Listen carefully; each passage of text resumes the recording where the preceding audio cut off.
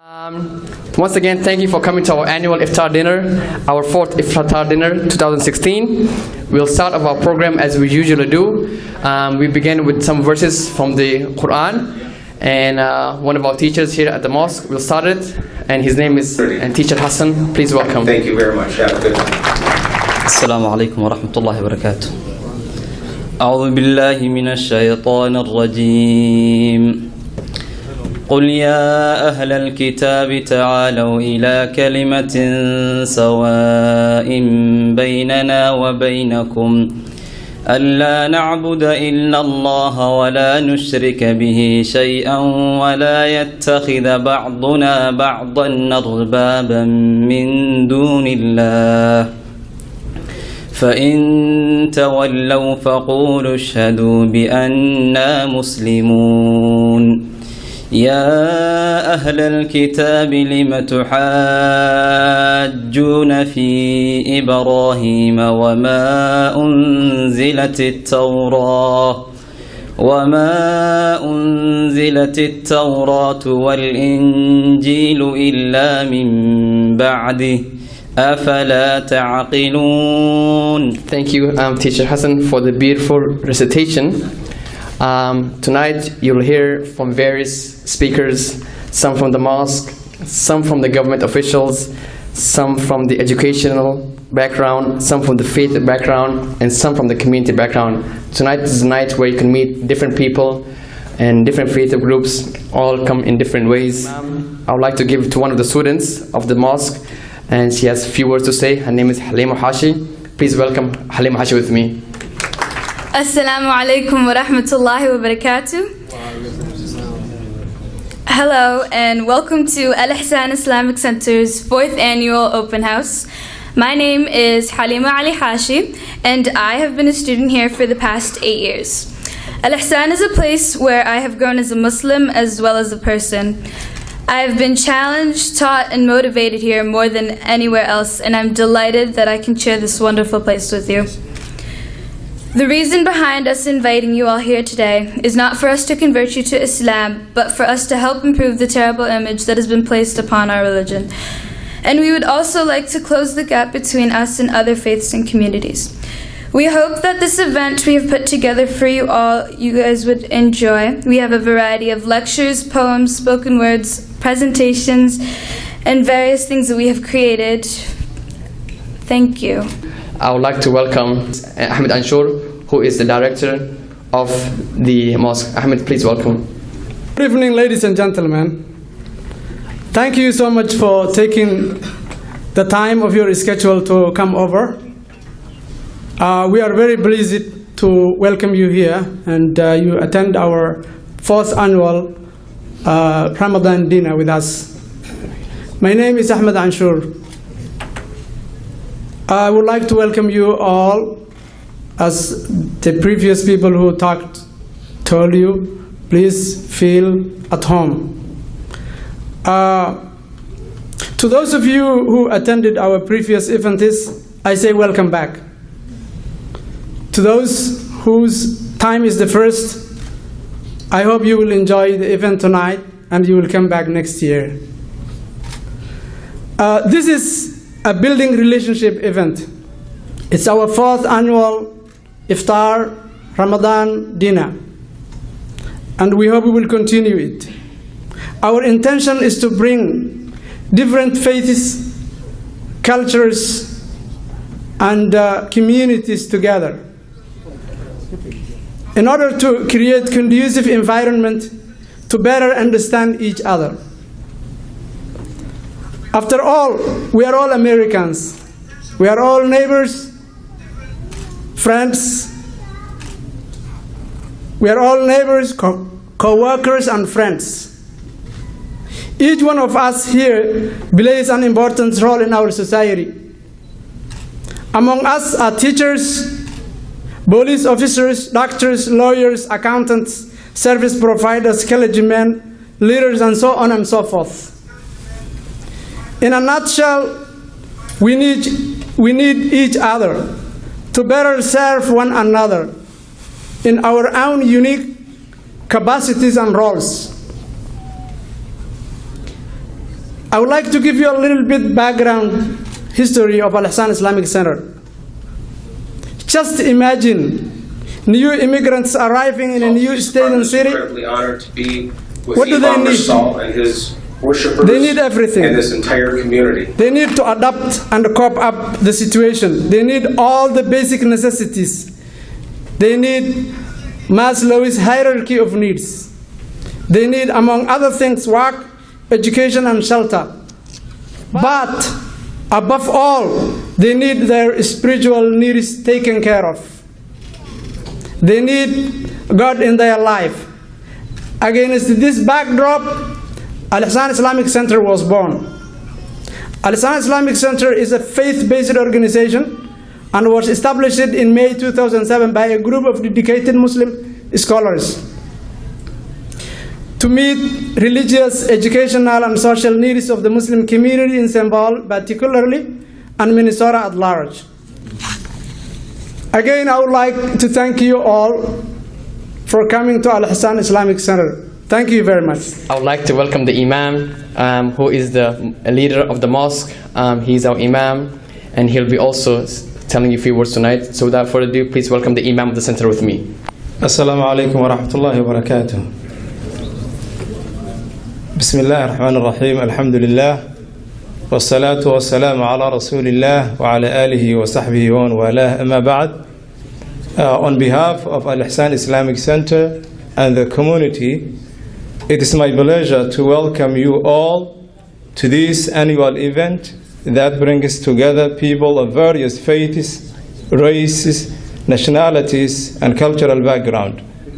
I would like to welcome our guests for being here with us on Saturday evening when they could be spending their time with their families. While we thank and appreciate the presence of everyone, I would like to acknowledge the company of Todd Axel, the Chief Police of St. Paul Police Department,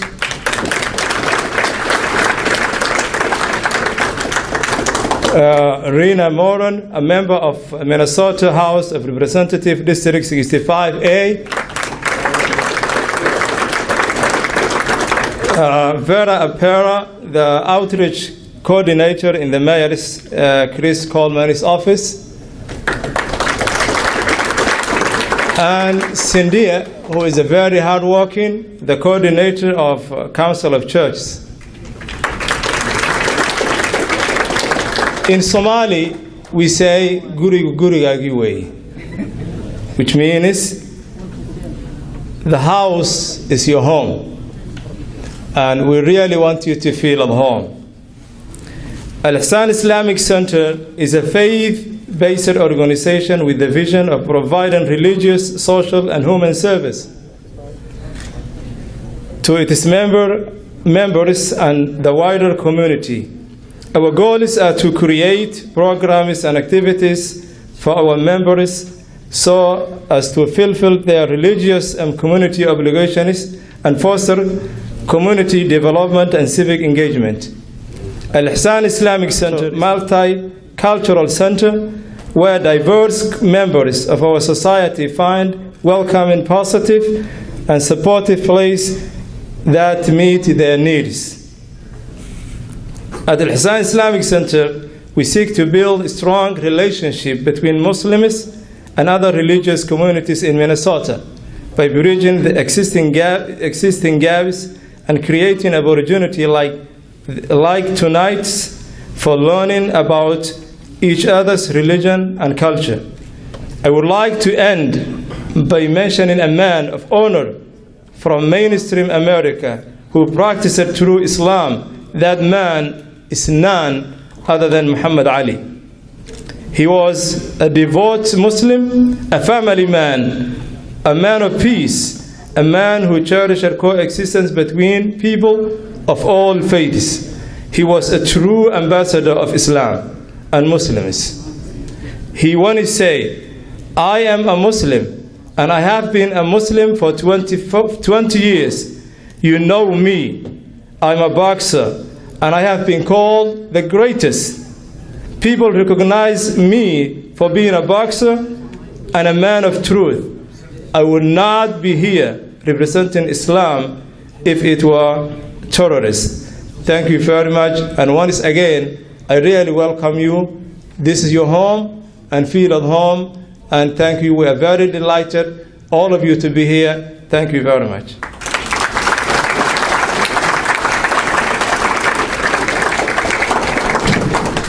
Thank you, Imam, for your beautiful words and your encouragement.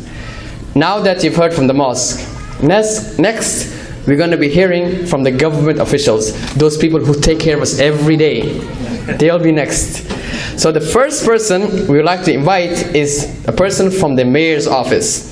He's from the mayor. He's a representative of Chris Coleman. Feda Berra, please welcome to the podium. My name is Feda Berra. I'm the Constituent Outreach Coordinator for Mayor Coleman. Unfortunately, he couldn't be here, so I'm here on his behalf. But I do want to highlight some of the important work that's been done lately, especially with strengthening the relations between the East African community and the government officials for St. Paul. I myself am Oromo. My family is from Ethiopia. They migrated here in '92.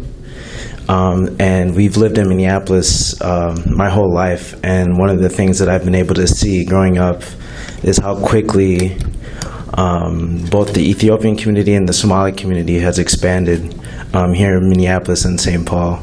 And it's been pretty amazing to see how much it's grown and how we've been accepted with open arms from the community here in St. Paul and Minneapolis, especially when it comes to our government officials.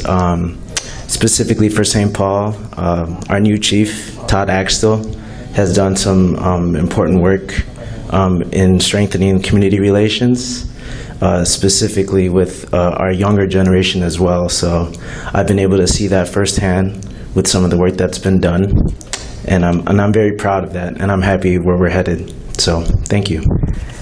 Next up, we have, before I say the name, this person has been a person who has been a hard worker in our community.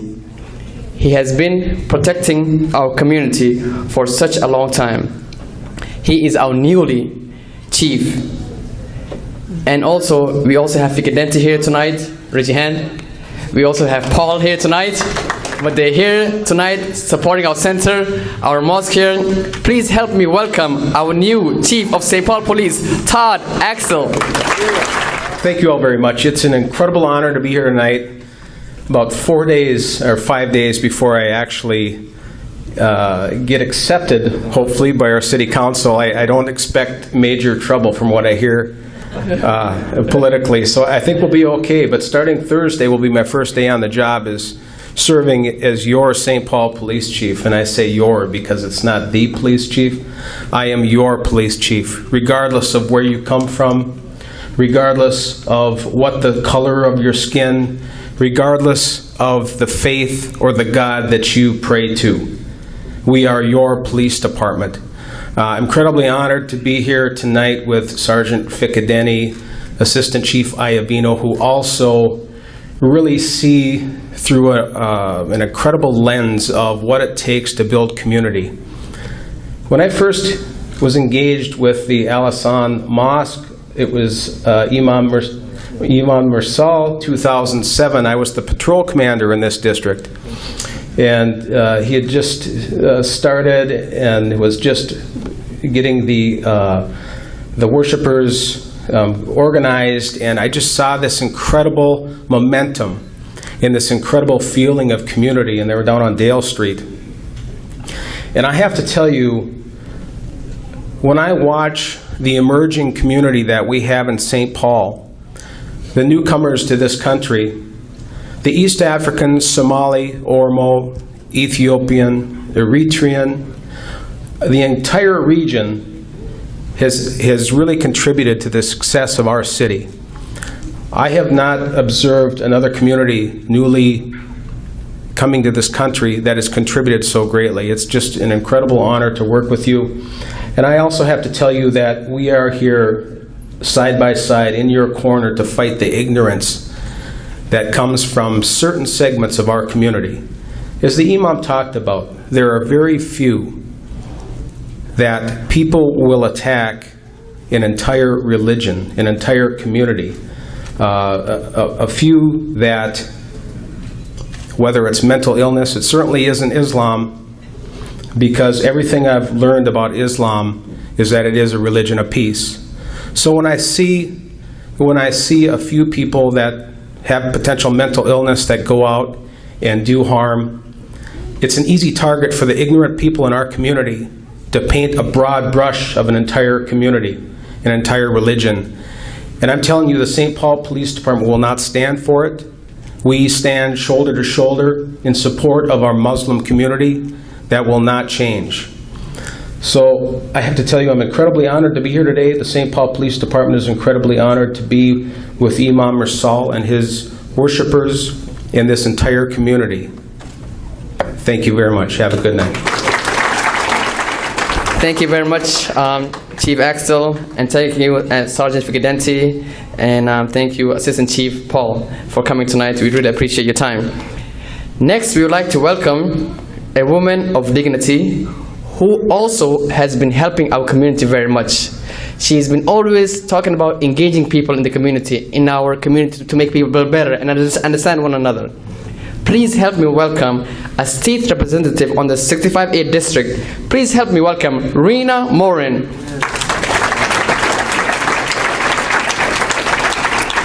Good evening, everyone. And for me, this is truly an honor to be here. And I want to say thank you for welcoming me into your house. I feel the peace and the presence of what you have created here. So thank you so much. So, you know, you're right. I've spent much of my time in the legislature and in my life, you know, bringing people together around common value. Because I believe that when we look at District 65A and the diversity that we see not only in this room, but within our district and our community and our state, that is our strength. That is our strength. What I also know is that when one of my brothers or sisters are under attack, I am under attack. And quite frankly, I take it personal, right? Because I think we believe that we want and thrive and work for a community where we all do well, right? We all do well when we all do well. And I take that belief as a mother of 7 kids, right? 4 boys and 3 daughters, who is highly engaged in their lives in the community to bring us together around those common values, around our strengths, around our faith, around our race, around our culture, and what that means to ensure that all our kids are having a great education, right? That we're bringing jobs into this community. In regards to the chief, when I think about public safety for me is about working to ensure that we're bringing jobs into this district, right? And that we are working to have a strong educational system where our kids are graduating from birth to post-secondary. That's for me, to make sure that we have the resources in this community, right? So that is what I see when I look into the Muslim community, is that is what I see for your community, is that you come here as newcomers, and what you want, right, is to have the opportunity to ensure that you, your children, and your family have the opportunity to thrive. And we will not tolerate hate at no level.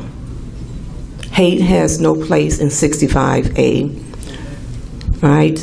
But also it has no place in this state. So at the legislative process, what I do around those common values that I just spoke about, when we talk about the issues are impacting our community, when I hear hate statement in the legislature, I'm standing up. I'm standing up and advocating for the Muslim community, for the Somali community, for the Oromo community, for the Irtran community. And that happens when we have relationship, when we are in relationship with each other, so that we won't be misinformed. When people say things, that we have the knowledge, we are educated on the facts, and we know what is really going on and what is happening. So for me, it is about engagement. We have to be in relationship with each other, right? I need you in my community. The Muslim community here needs us all, right? To work to ensure that we are taking care of each other. So today, being here, I'm excited. You know, this is so timely on what has just happened around, that's happening completely around our country, that we cannot allow hate to be a part of what we see go on in our community, in our district, and with our neighbors. So I just want to say to the Imam, to Mahmoud, and to others, as we look around this room, this is about us knowing that we are interconnected. We are interconnected. And when we all do well, as Paul Wellstone said, we all do well. And it is my life work within the legislature to pass bills that, during this session where we talk about racial and economic disparities, that we are making real investments into real family and people's lives. So again, thank you for the invitation to be here. And let's continue to stay on point of how we work best when we work together. Thank you. The group over here are called the educational team, from different school districts and from different schools as well. First, I would like to welcome Asad Alwed. He's the Executive Director of the American Academy Hennepin County Human Resource and a board member for Democrat National Delegate to Philadelphia. Assalamu alaikum. Ramadan Kareem. First of all, I would like to say thank you so much, Mr. Ihsan, and the management, Imam, Sheikh Muhammad Mursal, the Executive Director, Anshur, and the Engagement Director, Brother Mahmoud, for inviting me to come here today. And I would like to say everybody who came here, welcome to this mosque on behalf of them. My name is Asad Alwed. I am Executive Director of the American Academy. I am a Hennepin County Human Resource Board member, and also I'm a national delegate for the Democratic Party. I'm going to Philadelphia. I would like to tell you this: Minnesota is very unique to our community. That's why a lot of Somalis came to Minnesota, because of the welcomeness, because of the openness that we received, and because of the opportunities that we really get here. When we came to Minnesota, we came to get jobs, opportunities of work, education. I would like to tell you that our youth are really very smart. They do a lot. They came this country from refugee camps, uneducated, in a very socio-economic background, refugee camps, and they came to a very sophisticated curriculums and high schools and classrooms. You will see 15 years old who came to this country without prior education and put into a high school. And the next group was Islamic civilization and Somali culture and spoken word. Tonight, as you leave or when you come on the back, you're going to see the museum and the culture later. As you go, you'll be able to see different things that's from our culture. So first, I would like to welcome Abdidere. Please welcome to the podium. All of you. I have a good presentation, but since we don't have a lot of time, I will try to go through quickly. I would like to do it longer, but because of time. Since most people don't know that much about Islamic history, I would like to share with you something about the Islamic history and how important it was for knowledge. Our knowledge belongs to everybody, of course. It doesn't belong to any particular group or color or creed. It belongs to everybody. But Islam took its share. And since we hear all the time, what did Muslims contribute? Like people who try to attack Muslims, they say, what did they contribute, Muslims, except terrorism? Right? So I would like to share with you some of the things. And basically, this is actually an excerpt from the Quran, which encourages Muslims to learn. So Islam is a knowledge religion. So the first verses of the Quran that were ever revealed to Prophet Muhammad began with read, the words read. So it said read, and then after that it said, so it says read in the name of thy sustainer who has created man out of a germ cell. Read, for thy sustainer is the bountiful one who has taught the use of the pen. So who has taught the use of the pen, write. So the first one is read, the second one is write. And many other verses of the Quran, actually many verses of the Quran are full of encouragements of knowledge to the believer. and also the sayings of the Prophet. One of the sayings of the Prophet was seek knowledge from cradle to grave. And another saying of the Prophet was knowledge is obligatory on every believer, male or female. The reason I picked that one is because some people try to say like the Taliban did not allow girls to go to school, and Muslims are against women from going to school, and many of the other things I will share with you will disprove that this is not true historically.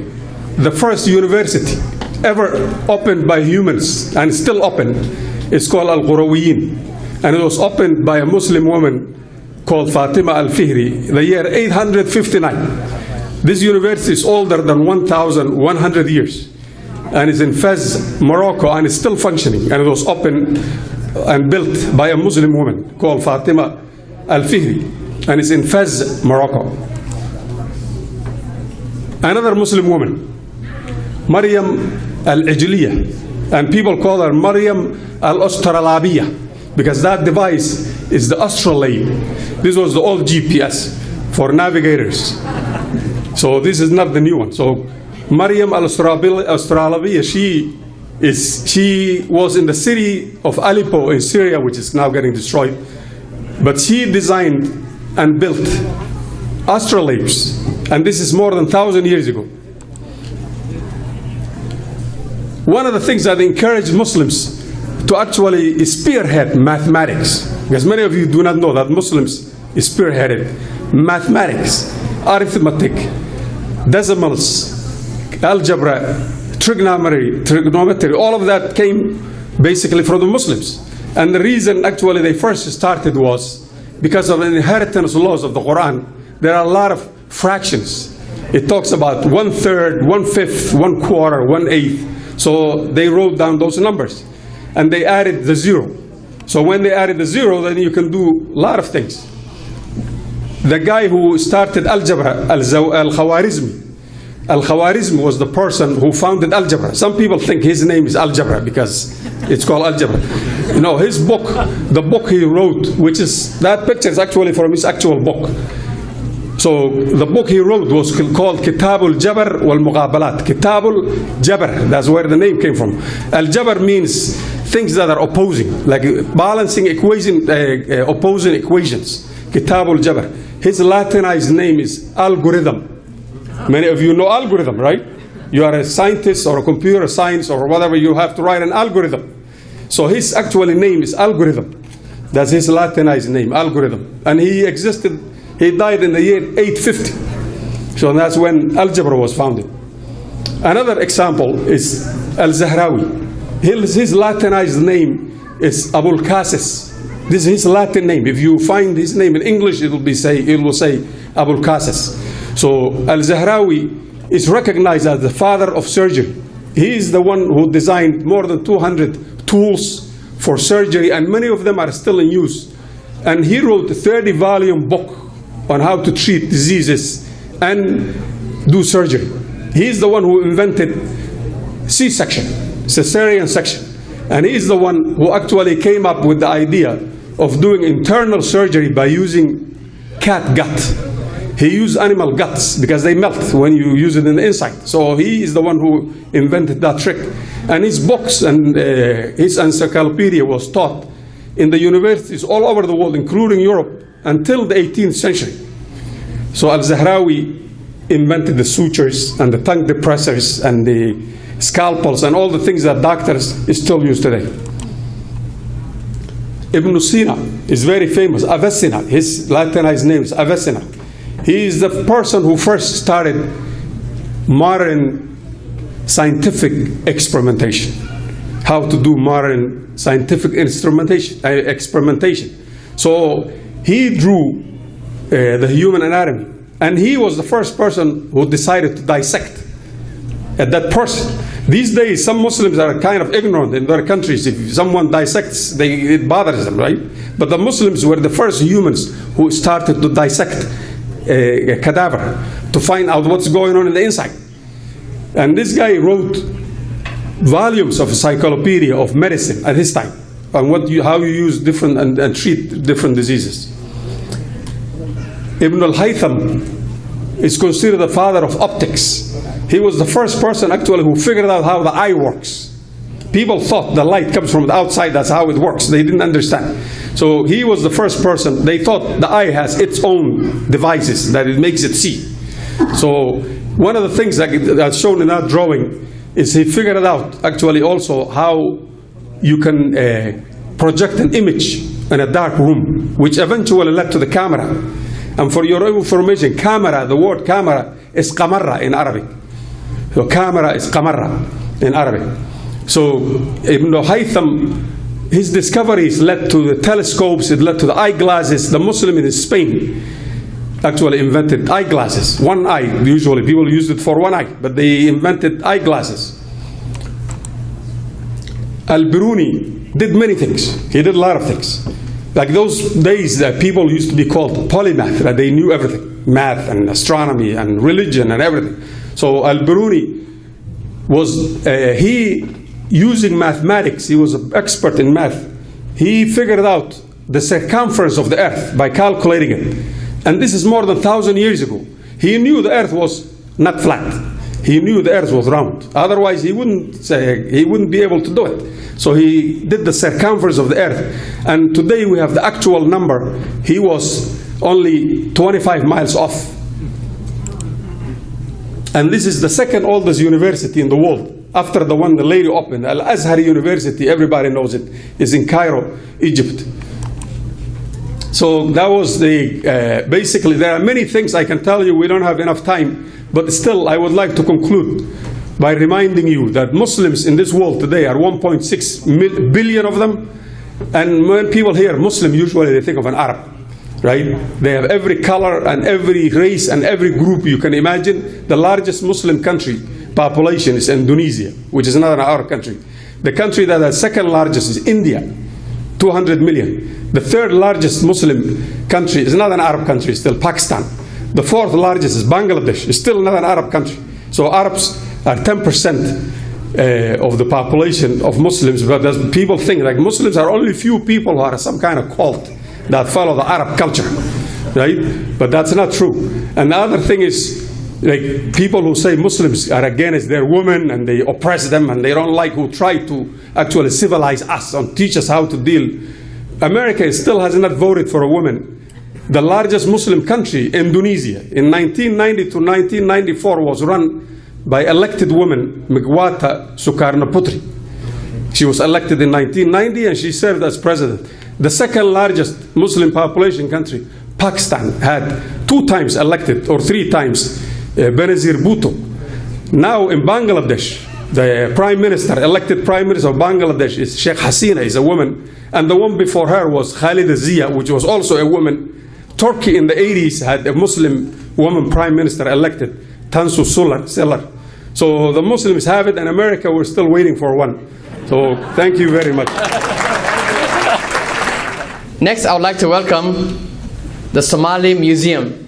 He'll speak to you about the museum and what it has tonight, and he'll speak to you for a few minutes. So please help me welcome a man from the Somali Museum. I'm so glad to be in front of this crowd tonight. We learn a lot from the Muslim history tonight, but we gonna learn a little bit about the Somali culture, especially the Somali numeric society. We know that we have the largest Somali immigrant in Minnesota, so I tried to do something new in Minnesota. By the way, my name is Osman Ali.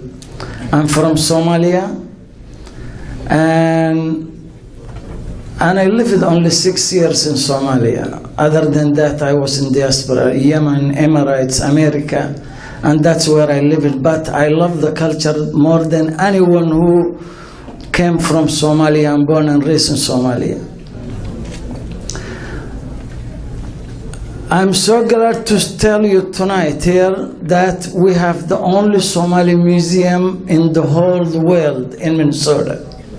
We have over 700 artifacts in Minnesota collected from all around Somali states another states in the United States. Next, we would like to welcome our students from Ihsan Islamic Center, and they'll be giving you what is called a spoken word. So please, let's see what the spoken word is.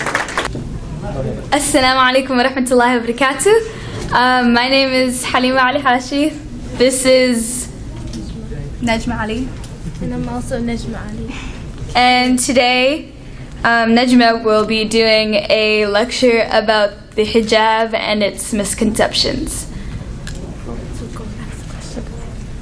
Is that a towel on your head? Are you bald under there? Does Voldemort live under that thing you're wearing? Do you sleep in that? Do you have cancer? Do you speak Islam? Do you ride a camel to school in the morning? Can you believe that people have actually asked me these questions? First of all, I'd like to start off by saying thank you all for coming and showing your respect and interest towards my religion. It takes a lot to do that, and many people wouldn't have, so I appreciate you being here. I'm going to talk about the hijab and the headscarf or headdress I wear and the misconceptions that come along with it. The hijab, the way I understand it, is not simply a piece of fabric draped over my body to conceal beauty and preserve modesty. To me, it's a physical portrait of my submission and connection with my Lord, an external representation of my inward spirituality.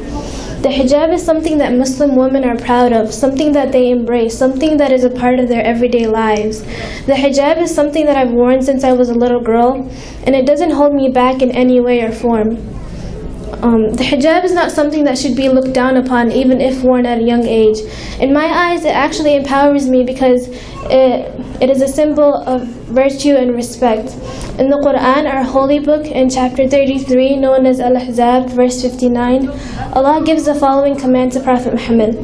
يا أيها النبي قل لأزواجك وبناتك ونساء المؤمنين يثنين عليهن من جلابيبهن. O Prophet, say to your wives, your daughters, and the women of the believers that they should let down upon themselves their jalabib, another word for hijab.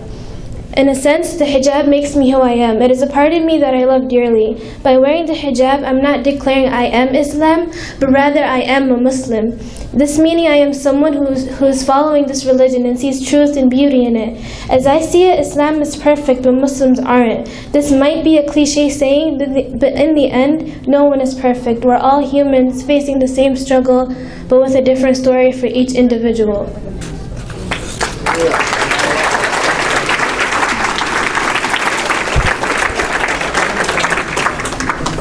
Assalamu alaikum. Hi, my name is Najma Ali, and I'll be reading a spoken word that I wrote called Fighting Back. Shakespeare once said, I challenge you to a battle of wits, but I see you're unarmed. But I see that most of you brought your calculators to this spar, so I'm gonna have to school you the only way I know how, and that's not with my fist and it's not with my might, because that is not the way I was taught how to fight. My prophet taught me to fight with the pen, but writing letters got me nowhere, so here I am instead, and I'd like to say that I'm not here to tell you that your religion is wrong or my religion is right. I'm just here to say that Islam is more than a religion, but a way of life, so when I take my last breath and I know it's coming and it's death, I can look back and have no regrets because I tried to be truthful and I tried to be nice and I tried not to get into too many fights and I got to the top with the help of my Lord, and I didn't need to do that while driving a fancy Ford. I gave zakat, charity, twice a year, but still it's my religion that everyone fears. But you have to understand, Islam's the part of me that makes me me. So I'm gonna have to take Muhammad Ali's advice and float like a butterfly and sting like a bee. And I'm not saying that we don't make mistakes, because there's no doubt about that. I'm just saying that even in the Quran, my Lord states, nobody's perfect except for Allah Himself. So do you really question why I ask Him for help, why I pray to Him five times a day, why this lovely month of Ramadan I celebrate, why Allahu Akbar, God is great, is what I exclaim. So if you come to me and say you hate my religion, I'm not going to yell at you the way my mother yells at me. I'm just going to invite you over and maybe we'll have some tea and I'll explain to you why Islam means so much to me. I have so much to say, yet so little time, so I'll end with salam, peace, and goodbye. Thank you. I'd like to introduce a good friend of mine named Ifrah Noor, who will be doing a spoken word titled My Name is Islam. Let me introduce myself. My name is Islam, the root word of peace, salam, or even salima, meaning submission, which to a Muslim is like his tuition, it's his ticket in. But before I begin, let me greet you like I'm supposed to do so. Assalamu alaikum, may peace be upon you. You know, it's kind of funny how I'm accused of oppressing when really I'm oppressed. I've become on the list of things to detest. I'm screamed in rage in almost every protest, and I've become the Red Scare, a threat to the West. You see, if you look at me and all my obligations, you see why I have such a great population. It's because there's that motivation and that sense of inspiration that keeps Muslims as their occupation. To me, being a good Muslim means being a good person, because I'll never ask you to kill, or to slay, or to lie at least 5 times a day. I'll never ask you to steal, or to hate, or to swear, or to discriminate. I actually tell you to smile to everyone you see, because the smile is the best form of charity. I tell you not to smoke and not to drink, to stay clean and take showers so you simply don't stink. I tell you to care for animals and treat them with care. So yes, I'm against animal testing and abuse, in case you weren't aware. I tell you to treat those who treat you better. I tell you not to be mad at someone for more than 3 days. I tell you to respect women and lower your gaze. I tell you that paradise lies under the feet of your mother. I tell you to passionately love your significant other. I tell you to never mistreat your wife. I mean, if I tell you to care for animals, then what about the love of your life? I tell you to be precious and save yourself for the one, so you don't keep giving yourself away till you're literally done. I tell you to be moderate, and that balance is key. Just in the middle is the perfect place to be. I tell you to excel in all that you do, from that essay to that slam dunk too. I tell you to clear ignorance and to never judge, to love for your bro what you love for yourself, and to never hold a grudge. I tell you how to be a good person of peace, and a person of love. And they say I'm an extremist, and you know what? I am an extremist. I am extremely kind, so beware of my extreme benevolence to all of mankind. Yes, there are those who kill and bomb in my name, but if I don't approve, then why am I to be blamed? In every religion, you find those who abuse it, thinking they have a permit to do wrong. A religion may be perfect, but the followers may not be. So when mine commit mistakes, don't blame it on me. I give what I got, and what I got is good, so if they do otherwise, they misunderstood. And I'm not here to preach, I'm only here to teach. I'm a professor in politics, economy, and sociology. In manners and etiquette, I got my PhD. To all my teachings, I have 2 sources. The Book of God and the words of the Prophet are my resources. I teach for free, and to whoever desires to learn, it's all for the sake of Allah, and I ask for nothing in return. And listen, I'm not here to convert, but just to clear misconceptions with the way I'm viewed in my common perception, because yes, it hurts when I'm literally abused by some who do it for pleasure just to be amused, and by some who do it to follow the trend because they're clearly confused. In a nutshell, my name is Islam, and everything goes back to salam, peace. We need to recognize some of our community members here tonight. I say we need because we acknowledge the services that they provided. And we need their service too in the future. I would like to call Chief Todd Axtell, the police chief of St. Paul.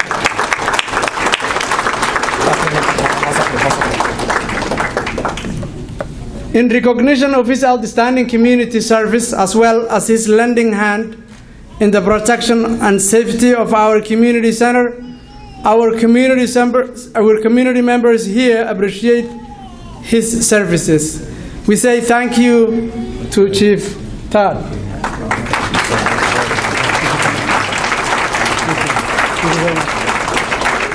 Thank you very much. Next will be his friend, his close friend, in the police department. I call close friend because they have been working with us closely for the last maybe 9 years now, since 2007. That's Mark Fekendenti.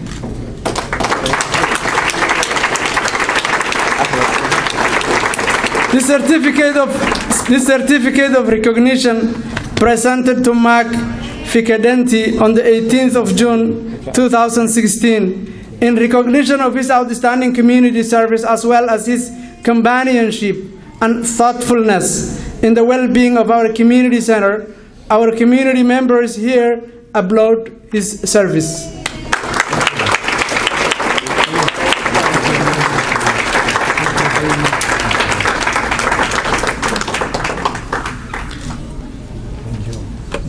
It is not only the police department that have been providing services to us.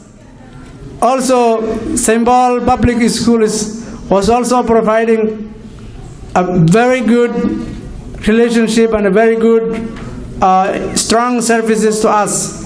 I would like to call Muhammad Hadi of St. Paul Public Schools. We would like to recognize him for his services.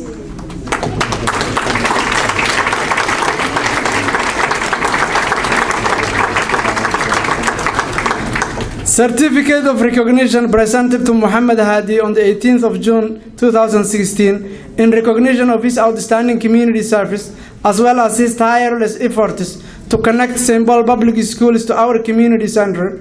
Our center's management, parents and students thank him for his efforts in educating our future leaders. We say thank you.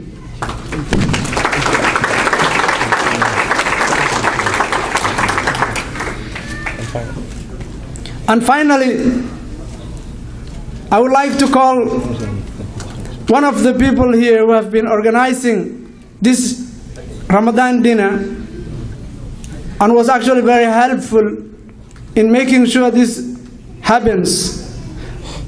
And she's from Council of Judges. It's none other than Cynthia Branson Swigert.